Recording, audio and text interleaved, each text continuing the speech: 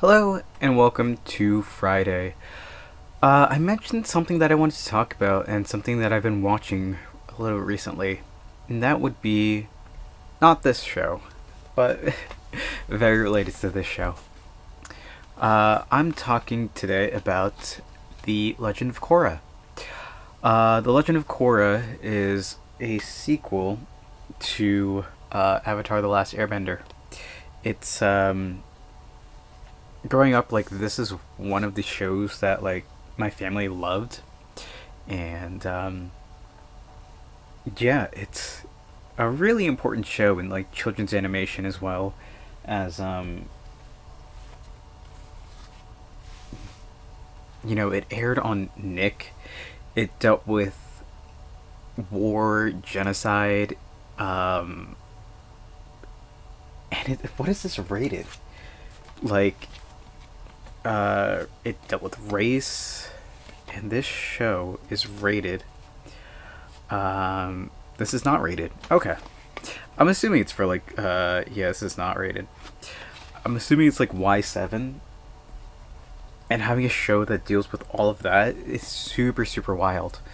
And recently, as of like maybe last week, I started watching the Legend of Korra again. I've seen the show 3 or 4 times, and every single time I've watched it, I felt it was not as good as the original.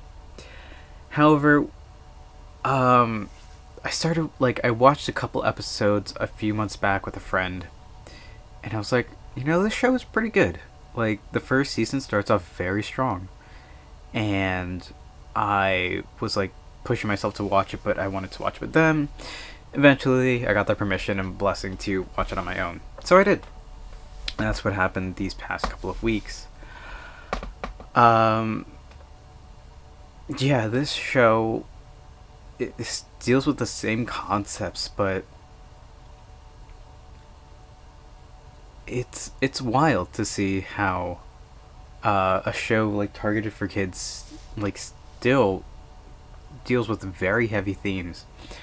Um, Unfortunately, Legend of Korra suffered from very, how do we say, it suffered with production issues.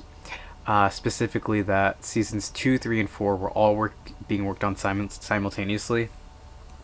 Um, and Nick was not very kind to the studio because I believe halfway through season 3, they started forcing them to upload the full-length episodes to Nickelodeon's website, as opposed to taking away primetime TV slots from other shows, and that was not very not the smartest move. They also took a lot of a lot of money was not going toward the right thing where it should have gone for the show, and I think that's kind of why it suffered in some way.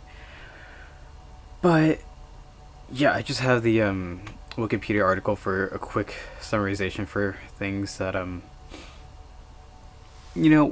for like I want to quickly reference. A lot of like the show does super super well. It's very fast paced. I feel like pretty much every episode contributes to the overall arc of the show.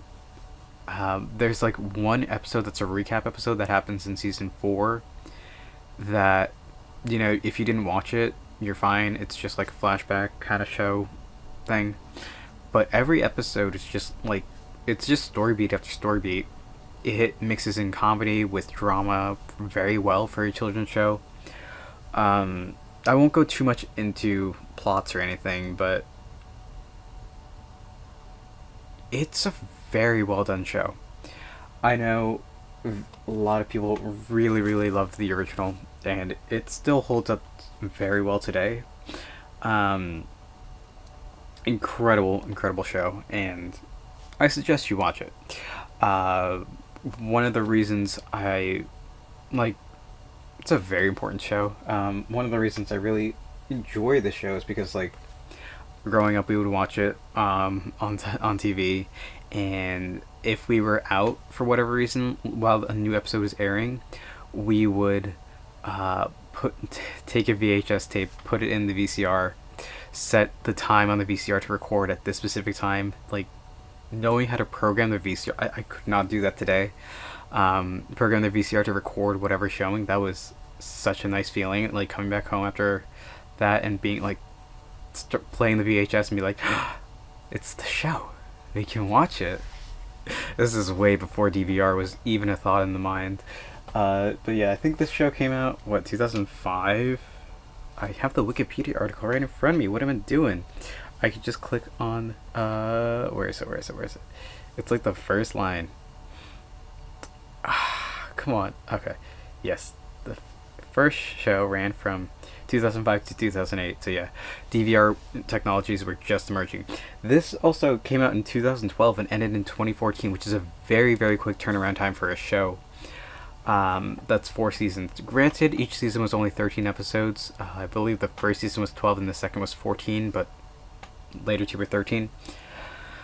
Yeah, it was very quick going through them. Like, once you start watching, you don't want to stop watching. And while I can, like, I won't say that it's not as good as the original. I will say it's very different.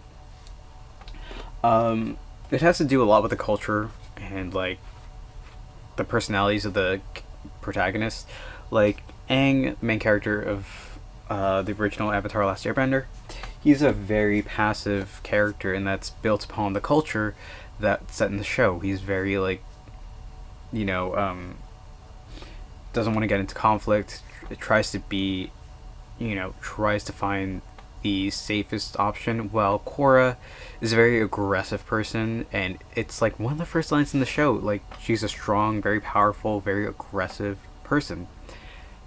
And, like, I took note of that because it rings true. Like, it's just the same throughout the rest of the show, and it's like a lot happens in the show where it makes sense if you're like,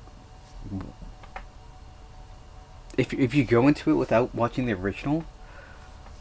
Like, it's incredible to see, like, oh, all of this happens here and there, and it doesn't feel like, looking back, it doesn't feel like everybody gave it a clear shot, especially with production issues. But, like, even if we don't account for that, the show did very well for when it came out. And like, looking back on it now, is it 10 years later? It is 10 years later.